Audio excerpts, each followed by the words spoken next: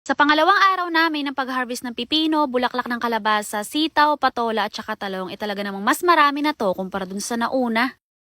Maaga na naman nga kaming gumising ngayong umaga at talagang madilim pa sa daan nung umakyat kami dito sa taas ng bundok. Dito na rin pala kami nagkape sa kubo at pagkatapos nga niyan, hindi pa sumisikat ang araw ay nagsimula na rin kami kaagad dyan sa pag-harvest ng mga gulay. Eto palang pipino ang pinakamalapit na tanim ni Papa dito sa kubo. Kaya naman eto nga yung una namin na pinitasan. Masyado nga papansin tong tanim ni Papa na pipino kasi karamihan talaga sa mga bunga niya ay halos nasa bungad lang tapos yung nasa gitna ay kakaunti na lang, madalang na lang. Yung tanim kasi ni Papa na nasa gitna ay parang nasubrahan sa taba. Kasi kapag sobrang mataba din ng tanim, kaunti lang siya magbunga. Meron din palang nagawang balag si Papa na talagang makipot at ang hirap sumuot, masakit sa likod pag nagayuko. Pwede naman na sa labas mag-harvest, kaya lang mahirap hanapin yung ibang bunga niya at saka mahirap dukutin. Tapos kapag dito naman sa loob, madali lang mapitas yung mga bunga niya. Yun nga lang, talagang mahirap lang magyuko. Minsan, lalakad ka nang nakaupo. At habang nagapitas pala kami ng pipino, nagapitas na rin si Mama ng mga bulaklak ng kalabasa. At tulad nga rin nung nakaraang taon, medyo mahirap din pitasan ng bulaklak itong tanim ni Mama na kalabasa kasi medyo matataas. Tapos yung mga bulaklak niya nasa ilalim. Ingat-ingat lang din sa paghakbang kasi sayang naman baka matapakan yung mga talbos at saka yung mga bagin niya kasi hahaba pa yun, magkakaroon pa yun ng maraming bulaklak at saka maraming bunga. Medyo marami din pala mapipitas ngayon na sitaw ng kapatid ko at habang patagal nga ng patagal ay parami din ng parami yung mapipitas niya. 7 pesos pala ang kuha sa amin ng isang taling sitaw at ang isang taling sitaw ang laman niya ay 8 piraso kaya naman ay 9 na piraso. Tapos yung sa bulaklak naman pala kanina ng kalabasa, ang kuha sa amin ay 20 pesos ang isang tali. Bali ang isang tali niya ay 12 piraso na bulaklak at saka 2 pirasong talbos. At dito naman pala sa patola, hindi ko lang sigurado kung magkano ang kuha nila kay Mama. Pero siguro nasa 40 or 50 per kilo. At mukhang medyo marami nga din na patola ang maidi-deliver ni Mama ngayon sa palengke. Habang nagapitas si Mama ng patola at yung kapatid ko naman ay nagapitas ng sitaw, ako naman ay sinimulan ko na rin pitasan itong talong na tanim ni Mama. Kung balak nyo palang magtanim ng gulay, para sa akin, isa itong talong sa magandang itanim na gulay. Bakit maganda ang talong? Kasi matagal siyang mapapakinabangan at noong nakaraang taon pa namin to tanim at hanggang ngayon nga ay napipitasan pa rin namin at nakukuhanan pa rin namin ng pambenta. At eto rin palang talong na to ay nakaranas siya ng tuyot at higit 4 na buwan nga to na hindi nakatikim ng tubig. Akala nga namin dito mamamatay siya kasi bukod sa hindi na nga siya nakakatikim ng tubig sa loob ng 4 na buwan, inadaanan din to ng sunog. At kaya naman siya gumanda kasi ang ginawa ni Mama ay binawasan niya ng mga sangat-sangat, niriman niya pagkatapos inabunuhan niya. At nung naabunuhan na nga siya pagkalipas ng 1 linggo ay unti-unti na naman siya nagkakaroon ng mga supling hanggang sa naging ganito na yung itsura niya, malago na naman. Hindi ko lang pala natanong kay Mama kung magkano ang kuha nila sa palengke sa kanya ng per kilo ng talong, pero medyo marami din yung naibenta dyan ni Mama kasi naka-6 na kilo siya, higit